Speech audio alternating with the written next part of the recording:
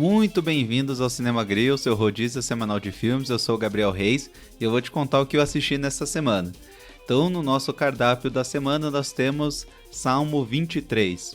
O filme que eu vou falar então é O Homem-Elefante, um filme de 1980 do David Lynch.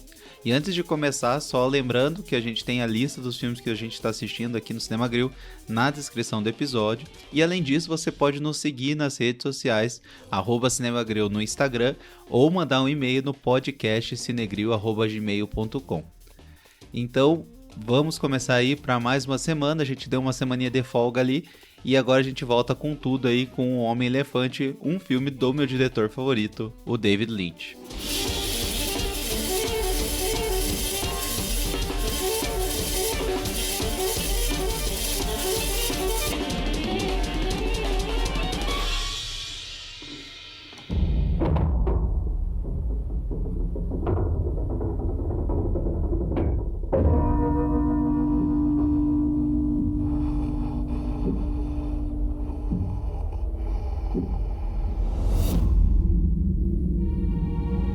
Are you in any pain? Are your parents still alive?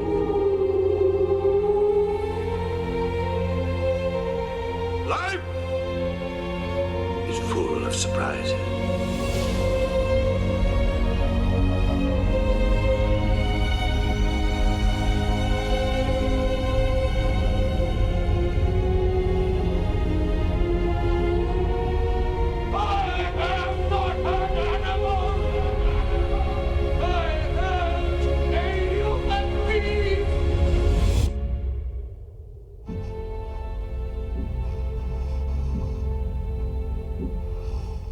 O Homem-Elefante é um filme de 1980, de 2 horas e 40, do diretor David Lynch, que é estrelado pelo Anthony Hopkins, o John Hurt e a Anne Bancroft.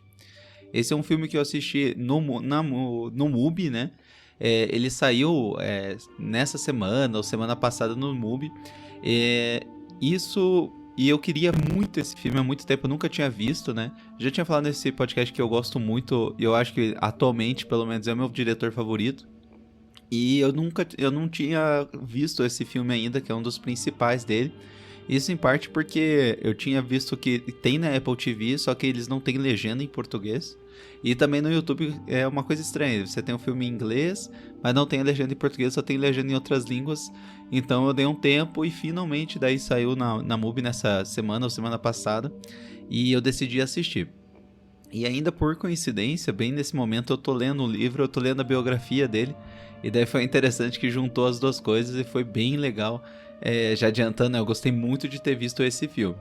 Então, uma sinopse sobre o Homem-Elefante. Ele é uma história que se passa então em Londres, na era vitoriana, onde um cirurgião consegue resgatar um homem desfigurado que estava sendo maltratado pelo circo e estava se apresentando num show de aberrações. E apesar da aparência dele, né, do Homem-Elefante, ele se revela uma pessoa gentil e inteligente.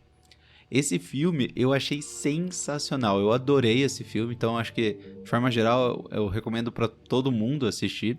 Ele é um filme que, assim como o Lynch, assim, toda a filmografia dele, ele é um pouco mais sombrio em alguns momentos, ele tem umas liberdades assim mais, de algumas cenas mais surrealistas, um estilo de filmar bem próprio que eu adoro, mas talvez para algumas pessoas às vezes pode ser algo que talvez não agrade tanto. Apesar disso, ainda assim eu acho que vale a pena dar uma chance para esse filme, que é um filme excelente. Então, dito isso, você daí decida-se, né? Vai continuar escutando aqui e sem problema nenhum. Eu vou passar o passo a passo da história e em seguida a gente vai discutir um pouco mais os detalhes. Ou você pode parar e ir assistir esse filme excelente que tá na MUBI agora. Não recebo nenhum patrocínio da MUBI, é só porque realmente estava difícil de achar esse filme numa qualidade boa e com a legenda certinha, e agora tá na MUBI, então se você tem, dá um tempinho, vai lá, assiste e volta pra cá.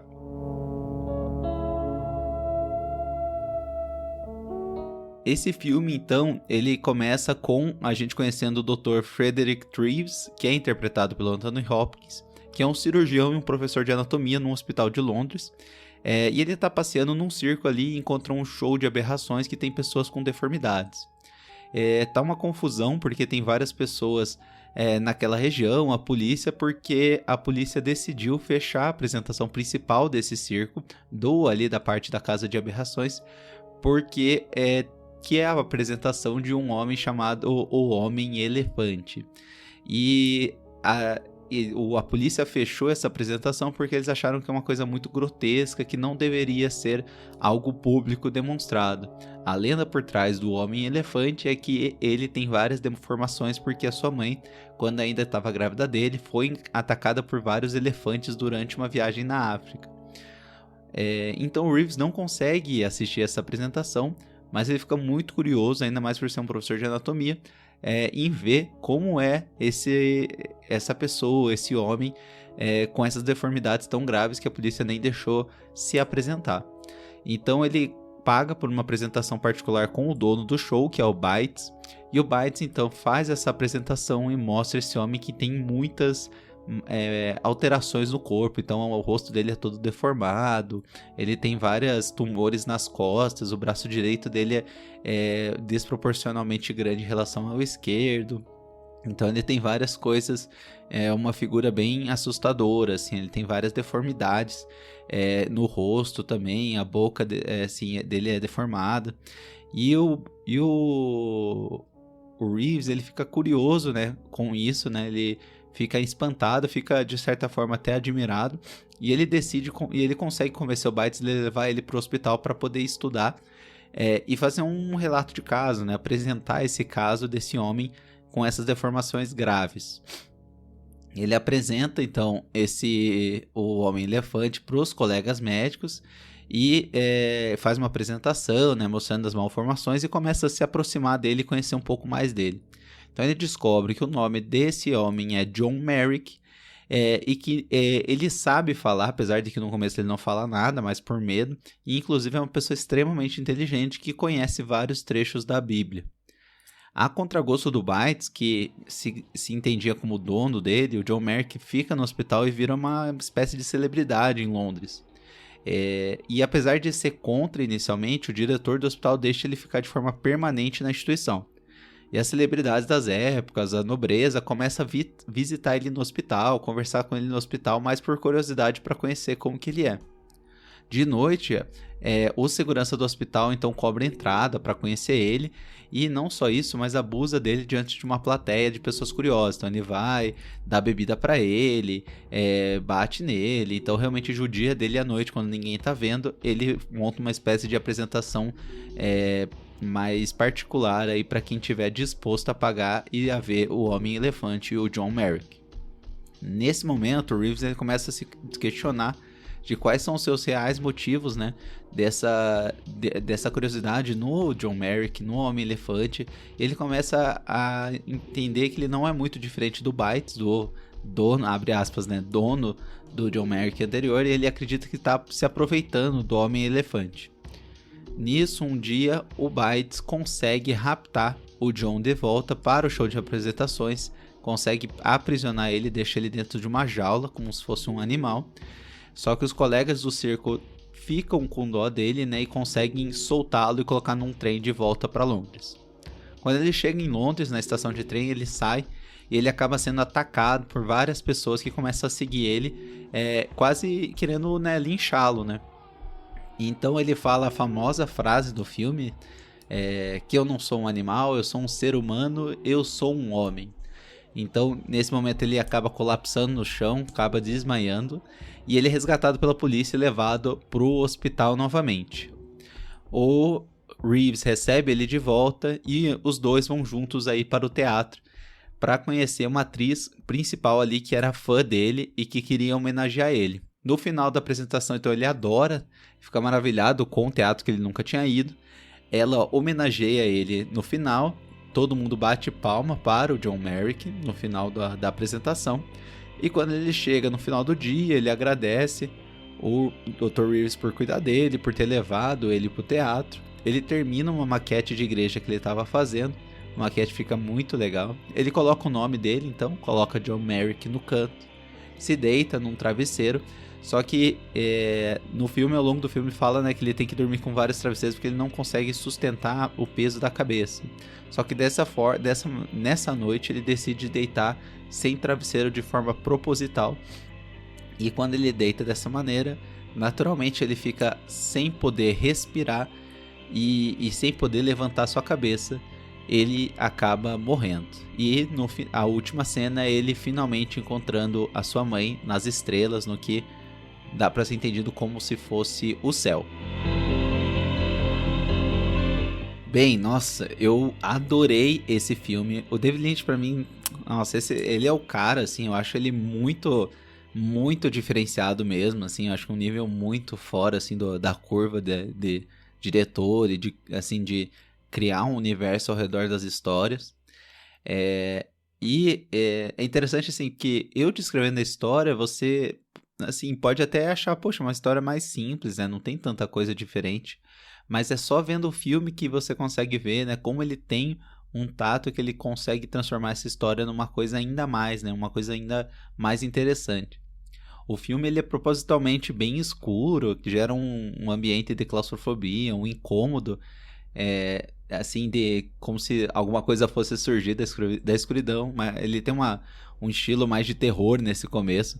Principalmente no começo do filme, né? Porque nesse começo do filme a gente não conhece ainda o John Merrick, a gente conhece apenas o Homem-Elefante, né? Esse mito, esse monstro que se apresenta no show de aberrações do circo. E é bem interessante porque a escolha do diretor é realmente refletir essa sensação no início do filme. Quando a gente conhece, quando é revelada a face do John Merrick, né, do Homem-Elefante, a gente vê só por alguns segundos, assim, ele virando o rosto bem rapidamente. O que você fica não dá tempo para você reagir, você fica assustado com a aparência dele. Então é interessante que isso gera uma distância com o personagem. Porque inicialmente a gente só consegue ver alguns nuances, a silhueta dele, e isso torna ele ainda mais assustador. E a maquiagem aqui é perfeita, assim, é muito boa mesmo, a reconstrução. Eu vi que o ator principal, que foi o Hurt, ele teve que passar horas e horas para montar tudo aquilo, e o rosto dele ficou extremamente convincente, assim, é realmente um negócio muito, muito legal. O cabelo dele ficou assim, nossa, a maquiagem ficou, a caracterização do Homem-Elefante e do John Merrick ficou muito boa, assim, não tem nem o que falar. Então tem algumas cenas que ele brinca muito com a luz que assusta demais, assim, a figura dele deformada.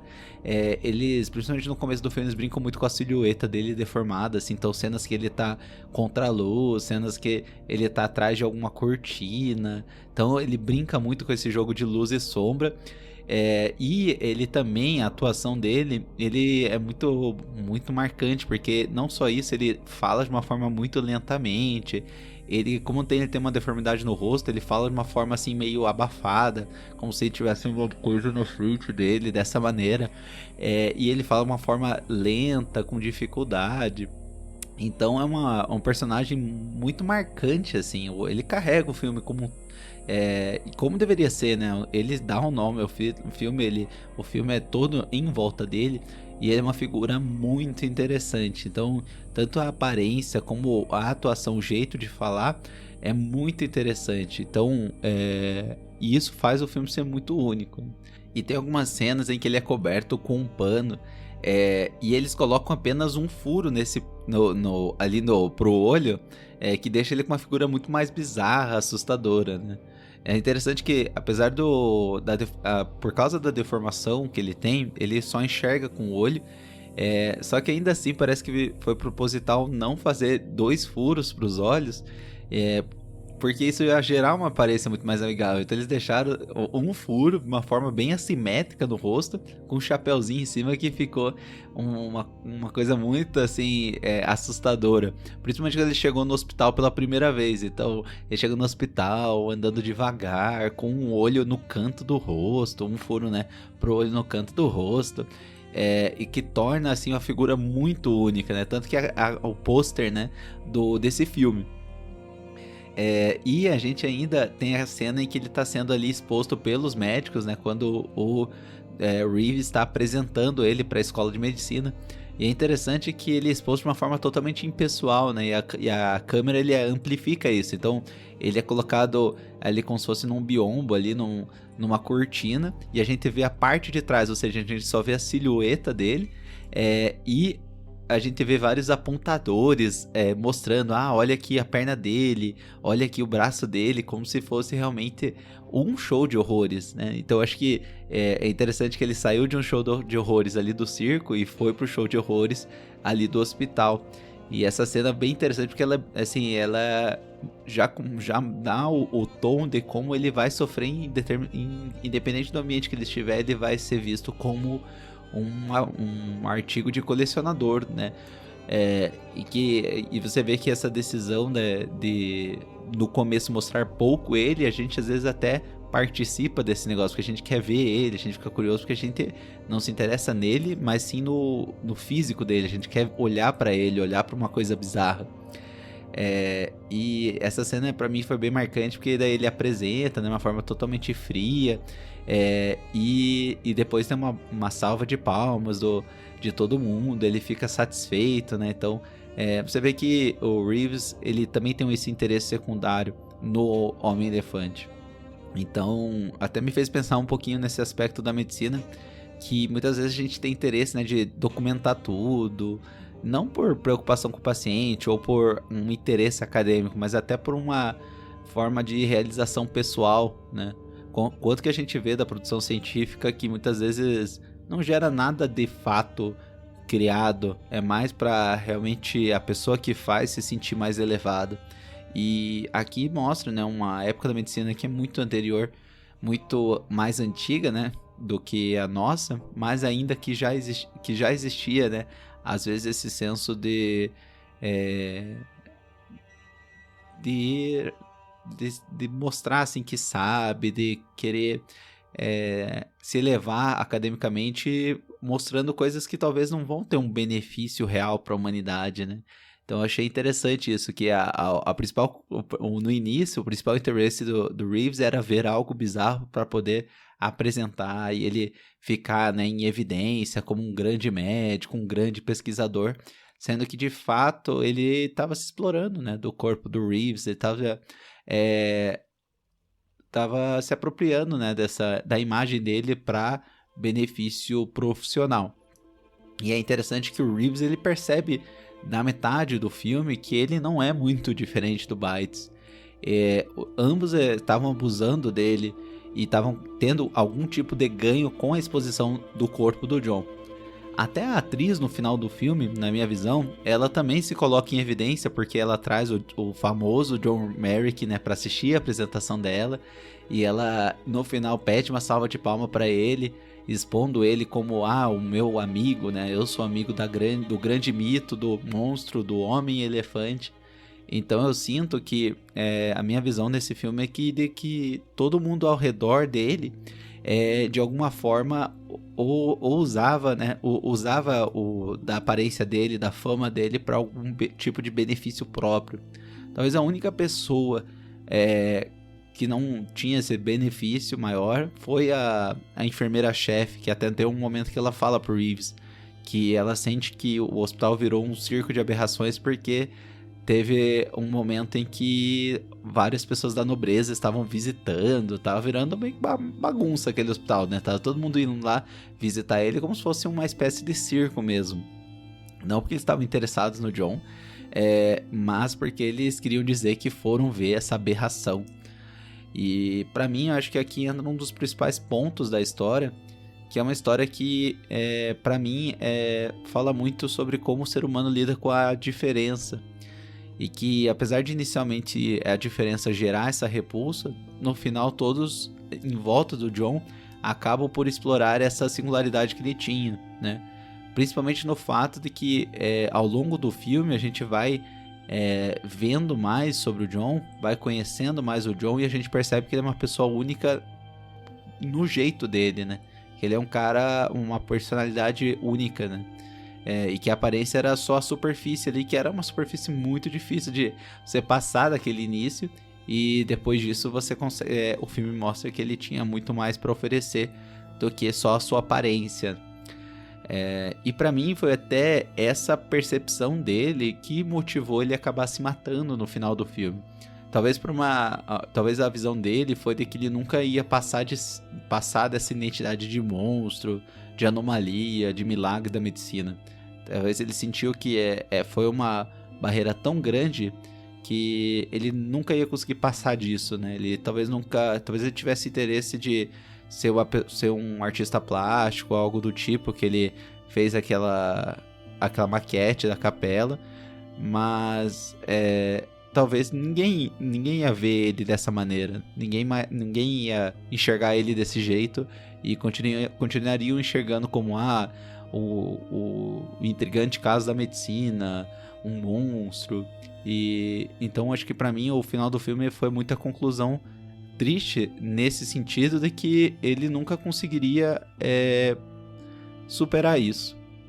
E dá pra perceber, como eu disse, né, que ele tem algumas habilidades manuais e tem algumas habilidades de comunicação e de linguagem, só que isso nunca foi estimulado pelas pessoas em volta, né? Eu acho que isso é uma coisa muito frustrante, porque logo no começo do filme, o Reeves percebe que ele tem uma capacidade de memória muito grande, porque ele cita lá vários trechos da Bíblia. Outras pessoas em volta percebem que ele tem uma habilidade manual muito legal, que é ele montar a maquete da igreja. Mas em nenhum momento alguém estimula ele a ampliar isso, né? Todo mundo tá interessado em ele ampliar a exposição dele, né? Então as pessoas virem visitar ele ir para os outros lugares para as pessoas verem ele. E ninguém estimula essa parte criativa dele, que foi identificada, mas foi totalmente ignorada pelas pessoas em volta. E pra mim, nessa história, né, apesar de tem esse contexto que eu achei bem interessante, o Lynch ele amplia muito isso quando ele consegue gerar muita subjetividade e surrealismo ali. Pra mim é a marca principal dele, por isso que eu gosto tanto dos filmes dele, por isso que eu acho ele um cara tão único e é muito difícil achar alguém que faz algo parecido com ele. Desde a primeira cena a gente entra na cabeça do John, né? Então a gente tem a cena, o começo do filme é uma cena, né, de elefantes num fundo preto e a mãe dele chorando no chão e a voz da mãe em eco, em repetição, a cena dos elefantes caminhando e a sua mãe, e isso ecoa muito dentro do John como sendo a única pessoa que teve de fato um amor incondicional por ele. E isso linka muito com a cena final do filme, que é quando o John se mata e aparecem as estrelas e surge a foto da mãe, só que agora não só uma foto, mas uma foto que fala, conversando com ele no céu. E esse tipo de artifício numa história eu sinto que é muito subutilizado na maioria dos filmes. Às vezes eles querem ser muito objetivos, muito realistas ou muito práticos, né? E deixam um pouco para essa abstração, para essas cenas mais surrealistas, e eu sinto falta disso. É uma coisa que eu acho que é bem uma coisa dele, assim, do Lynch, tanto que virou até, né, tem gente que usa até como verbo, às vezes, um filme lynchiano, coisas do tipo, porque é uma coisa muito única dele, eu sinto, né? E às vezes as pessoas, talvez a gente tenha às vezes esse fetiche pela verossimilhança, assim, por situações extremamente reais, assim, o realismo muito grande nas histórias, só que a gente ignora essa parte importante da nossa vida, que é as coisas que passam dentro da nossa cabeça, né? Os pensamentos, eles não seguem, às vezes, uma linha, uma ordem, muitas vezes a gente tem obsessão em alguns pensamentos, em algumas cenas, e a vida é cheia desses momentos, às vezes, que a gente fica repassando na nossa cabeça várias vezes. Então eu acho interessante que o Lynch ele tem mais interesse, até às vezes, até por esse mundo mais interior, esse mundo mais dos sonhos, dos pensamentos, da subjetividade, do que às vezes contar a história diretamente e pronto, né? E isso daí eu acho que pra mim traz uma carga dramática pra história muito legal. E como eu disse, ao longo do filme a gente vai conhecendo o John e a índole dele. E principalmente eu achei interessante que por boa parte, a gente, pela aparência dele, a gente acha que ele não tem nem capacidade de falar, né? O que tem uma coisa que não tem nada a ver com uma coisa com a outra, né? Ele tem a deformidade facial e do corpo, mas não quer dizer nada que ele tem algum tipo de alteração cognitiva, né? E é interessante que a gente toma um susto que no meio do filme a gente percebe que não, ele consegue conversar, ele consegue raciocinar, ele consegue gravar as coisas, e ele é uma pessoa muito interessante. E o filme mostra isso pra gente da maneira de que a gente tem preconceito com a aparência dele, e a gente associa essa aparência mais monstruosa com uma falta de humanidade, com uma falta de habilidade intelectual. E ele por medo, também não tinha falado inicialmente, porque ele achou que isso poderia ter algum problema pra ele. Só que ao longo do filme a gente acaba descobrindo que ele é uma pessoa extremamente esclarecida. Ele é muito grato também por ter recebido o Reeves e ter conhecido outras pessoas. E quando ele fala que a mãe dele ficaria orgulhosa dele para ver nos amigos que ele fez, a esposa do Reeves não consegue conter o choro. Inclusive é uma cena muito legal, assim, que ela realmente não consegue conter o choro dele falando da mãe dele, que ele espera que a mãe dele fique orgulhosa dele, e que quantos amigos que ele fez nos últimos dias. Talvez o choro dela, eu sinto que é um choro de, assim, nossa, como que alguém fica feliz com tão pouco, né? Que ele tava ali no hospital, não tava numa situação boa, assim, né?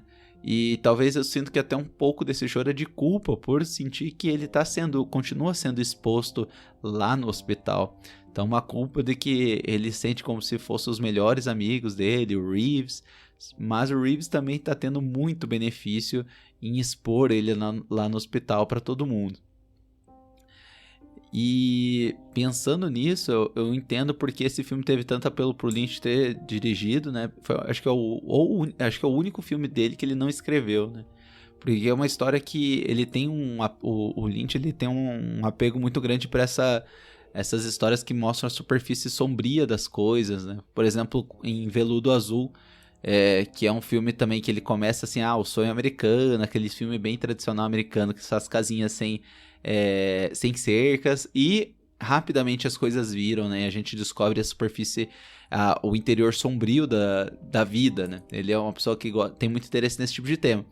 E dá pra ver que aqui também tem muito, só que talvez já até de uma outra maneira, né? Que inicialmente tem essa parte mais sombria da aparência dele, de como ele é abusado, mas essa simplicidade dele é uma coisa que é muito legal da gente descobrindo ao longo do filme.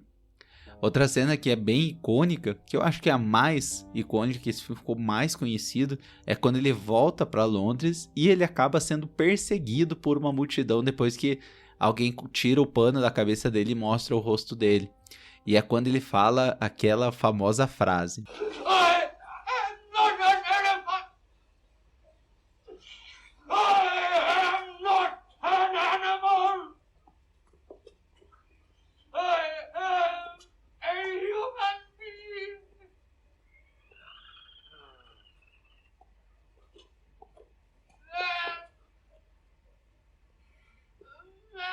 Ele fala que ele não é um animal, que ele é um ser humano, que ele é um homem, e ele desmaia.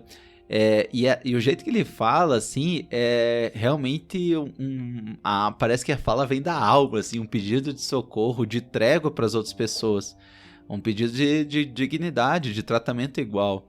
Então é uma cena muito marcante, assim, e que é interessante porque no final ele era tratado como um monstro, mas ele que estava sendo caçado pelas pessoas, né? Então simplesmente ele aparecer no terminal de metrô, as pessoas começaram a seguir ele e ir atrás dele. E essa cena realmente sumariza tudo, né? Que no final ele era visto como um animal, né?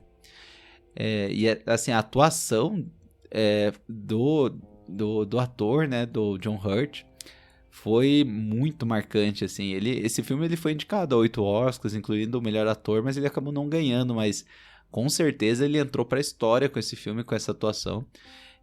Porque, como eu disse, né, não é só a maquiagem, mas o jeito que ele fala, ele dá umas pausas assim pra respirar, e ele respira meio estranho, os olhos, assim, uma aparência meio inocente, assim, dentro da deformidade. Tudo o que ele faz, ele reforça e amplifica, assim, o sentimento de sofrimento que o John Merrick sente. Então isso é muito bem feito, e é um cara que, como eu disse, eu acho que essa atuação dele vai realmente entrar pra história, assim, de uma das melhores atuações masculinas, assim, pelo menos que eu já vi de um filme. O filme em si, ele é interessante porque ele é baseado em fatos reais. Existiu um homem chamado John Merrick que viveu em Londres e tinha várias deformidades, como o filme conta. Se você jogar no Google, tem até fotos, assim, dá pra ver que era uma coisa bem, assim, bem marcante, né? Imagino que ele sofreu muito ao longo da vida dele. E da parte médica é interessante que eles não conseguiram definir bem que doença que ele tinha, né? Que tipo de doença genética, o que aconteceu com ele para ele ter essas deformidades.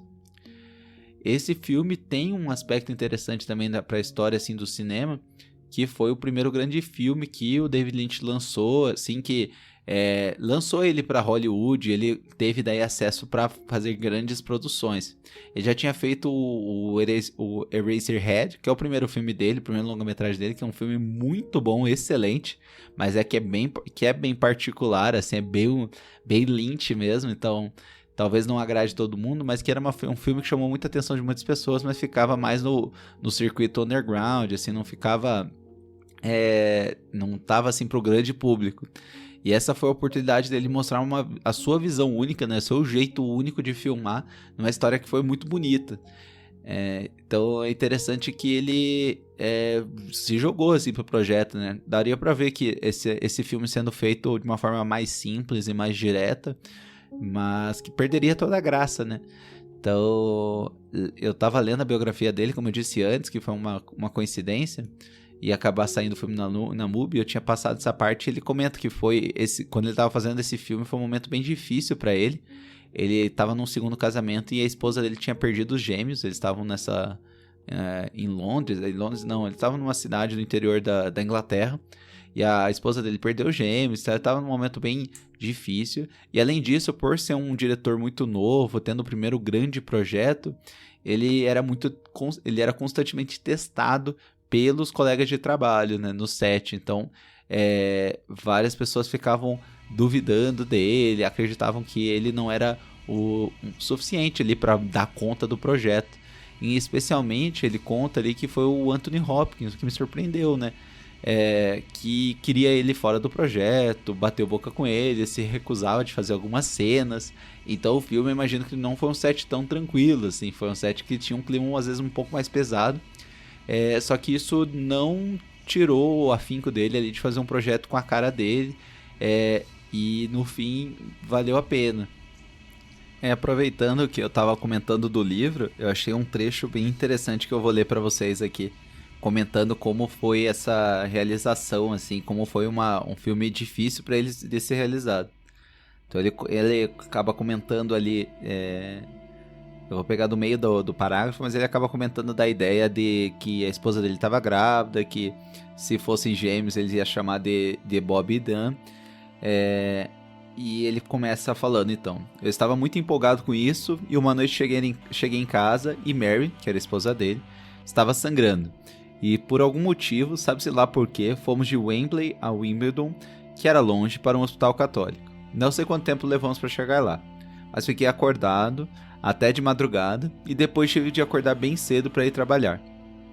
Cheguei de manhã e uma mulher me avisou: Anthony Hopkins quer falar com você. Entrei no camarim dele, no fim de um longo corredor. Estava pálido, não tinha dormido, e ele partiu para cima de mim falando, entre outras coisas, que eu não tinha o direito de dirigir aquele filme. Respondi: Tony, é uma pena que você se sinta assim, mas sou o diretor e vou continuar na direção. E saí. De um modo torto, ele tinha razão. Eu não tinha o direito de dirigir O Homem-Elefante. Era de Missoula, Montana, e o filme era um drama vitoriano com estrelas fulgurantes. E eu só tinha feito um filmezinho visto por 10 pessoas. Aquilo era meio louco. Mas lá estava eu, e esse filme foi um batismo de fogo.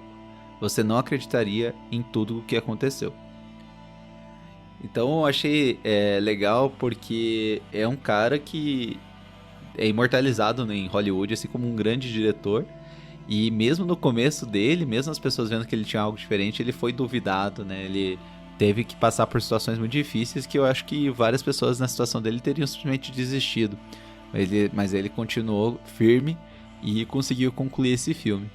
Apesar do filme, quando eles fizeram o corte final desse filme, o corte que o Lynch queria era de 3 horas e pouco, eles tiveram que eliminar algumas coisas. Só que ainda a produtora queria tirar as cenas surrealistas que tem no início e no fim, que eu comentei antes que eu achei muito marcantes e que agregam muito ao filme. Só que felizmente ele se recusou e que bom que isso ficou no filme, porque eu achei que deu aquele toque a mais assim pra história. E é mais um exemplo de que acho que eu já tinha conversado com a Júlia disso em algum dos episódios, que a biografia, você pode filmar a história de alguém, a vida de alguém e passar pro cinema de várias maneiras, mas eu sinto que quando você faz de uma maneira menos convencional, fica mais interessante, né? Quando o filme ele pega e conta, quando ele nasceu era assim, daí depois na escola, daí depois adulto, daí fica uma coisa muito monótona na minha visão. Eu acho mais interessante que você pega alguns momentos principais e que definem a identidade daquela pessoa. Então, acho que na época a gente tinha até comentado do filme do Jobs, por exemplo, que tem 2, mas eu não vou saber qual especificamente, mas aquele que é do Aaron Sorkin, que escreveu, né? E que o filme ele divide em 3 atos, que são 3 apresentações do Steve Jobs, assim, e as conversas nos bastidores. Não que tudo acontecia nos bastidores, mas é uma maneira mais interessante de mostrar a história. E aqui eu achei que eles pegaram a biografia de alguém, mas focaram em principalmente a gente conhecer mais a alma do John Merrick, o jeito que o John Merrick era, do que contar desde criança até a morte dele. Que ele morreu bem jovem, com 27 anos, no hospital lá mesmo, que ele ficou o resto da vida dele. Então eu achei que ele foi um jeito interessante de fazer essa biografia, o pessoal que escreveu e depois passou para as telas. E mostrando que nem sempre você precisa descrever tudo especificamente. Às vezes é muito mais sobre como você se sente do que sobre descrever e falar tudo o que aconteceu com tal pessoa. Acho que talvez por essas razões que eu sinto que ele é meu diretor favorito, pelo menos até agora, assim. Eu sinto que ele não tem medo de fazer o filme do jeito dele, mesmo que isso vá contra o sentido comum, assim, do que as pessoas querem ver. E além disso, assim, não é, vou fazer alguma coisa diferente porque eu quero fazer alguma coisa diferente e pronto. Eu sinto que ele faz uma coisa diferente porque a nossa vida é complexa demais para fazer alguma coisa muito direta ou muito genérica, né? A nossa vida, ela tem os atos principais, as coisas que acontecem com a gente, mas muito é do que como a gente reage a essas coisas, como a nossa cabeça fica com essas coisas, as coisas que a gente pensa, as coisas que a gente sonha. Então tem uma subjetividade nas coisas que acontecem com a gente que eu acho que às vezes as pessoas subestimam no cinema, e eu acho que ele é um cara que ele não superestima, mas ele dá muita atenção pra isso, e é muito legal, né? Por exemplo, o Eraserhead, que é o primeiro filme dele, eu não vou dar spoiler do filme, mas é muito sobre o medo da paternidade, o medo da responsabilidade, e ele consegue explorar isso numa história muito interessante. Então eu acho que todos os filmes dele tem alguma coisa assim mais subjetiva, bem íntima, assim, que ele consegue transparecer e fazer esses filmes bem únicos dele. Mesmo que eu não goste eu não gosto de todos os filmes dele, em especial o que eu não gosto do filme dele é o Coração Selvagem. Eu sinto que ele sempre tem algum toque único que ninguém mais faz desse mesmo jeito. É até por esse motivo mesmo que eu prefiro, eu converso com a Júlia direto e brinco com ela disso, que eu prefiro ver um filme ruim que tentou fazer alguma coisa diferente, ou que tem alguma coisa mais pessoal, do que um filme mediano que não se arriscou em fazer mais nada. Um filme mediano que fez tudo da cartilha, como deveria ser feito, mas assim, não me traz nada de novo. Que pouco tempo depois que passe eu não vou mais lembrar desse filme. Então, eu acho interessante que o Lynch, ele se joga, e mesmo que às vezes possa não agradar todo mundo, aquele filme é parte dele. Então é por isso que eu continuo gostando muito de filmes que tentam alguma coisa diferente, apesar de às vezes não funcionar tanto, né? Eu prefiro que a pessoa tente se arriscar e tente a realmente pôr o coração dela naquilo, do que fazer tudo de acordo com a cartilha só pra ser ok, assim, não ter medo de fracassar, ter medo das pessoas não assistirem o filme. Então dá pra ver que ele põe muito o coração em tudo que faz, e por isso que ele ainda é meu diretor favorito.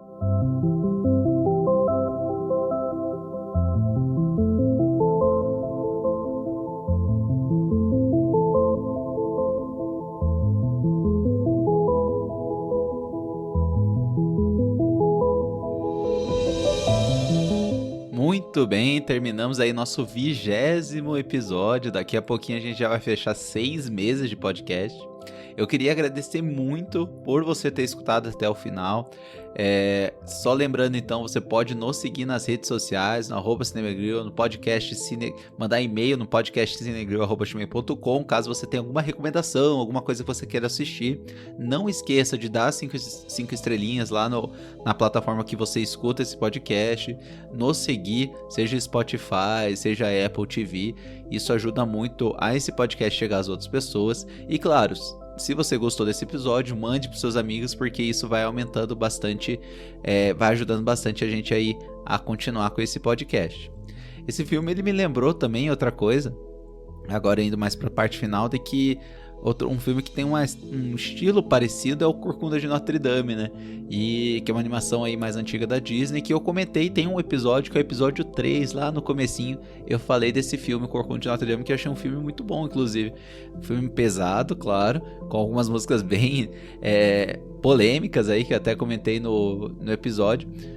Então, caso você tenha interesse nesse tipo de história e goste de Corcunda de Notre Dame, vai lá no episódio 3, que é um episódio que eu falo sobre esse filme.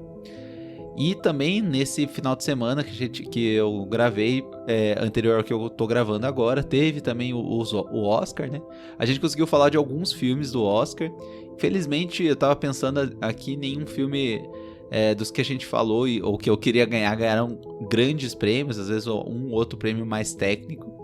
E, enfim, era o que já era esperado, né? Que tudo em todo lugar ao mesmo tempo ia ganhar, porque é o filme que a maior parte das pessoas gostou.